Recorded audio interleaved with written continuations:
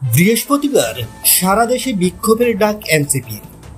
গোপালগঞ্জে নেতাদের গাড়িবহরে হামলার প্রতিবাদে বৃহস্পতিবার সারা দেশে বিক্ষোভ কর্মসূচির ঘোষণা দিয়েছে জাতীয় নাগরিক পার্টি এনসিপি।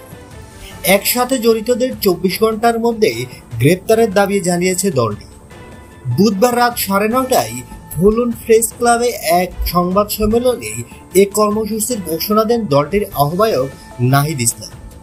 নাহিদ ইসলাম বলেন, হত্যার উদ্দেশ্যে জঙ্গি কায়দায় এনসিপির উপর হামলা করা হয়েছে।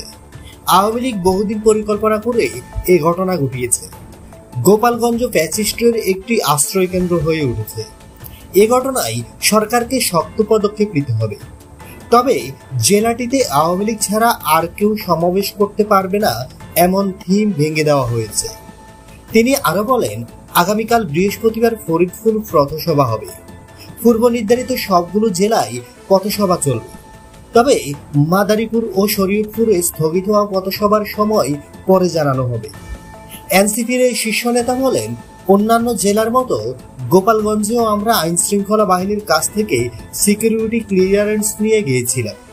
তারা আরো আগে কঠোর হলে পরিস্থিতি সামাল দিতে পারত। প্রশাসনের তৎপরতা নিয়ে সন্দেহ রয়েছে, তা তদন্ত করে দেখতে হবে। হতাহতদের প্রসঙ্গে নাহিদ ইসলাম বলেন, গাড়িবহরে হামলার ঘটনায় 3 জন আহত হয়েছে। ঘটনাস্থলে মারা যাওয়ার খবর শুনেনি। তদন্ত সাপেক্ষে এ বিষয়ে ব্যবস্থা নেওয়ার দাবি জানাচ্ছি। বন্ধুরা, নিত্য নতুন এক্সক্লুসিভ খবরাখবর সবার আগে পেতে আমাদের ইউটিউব চ্যানেলটি সাবস্ক্রাইব করে পাশে থাকা বেল আইকনটি অন করে দেওয়ার অনুরোধ রইল।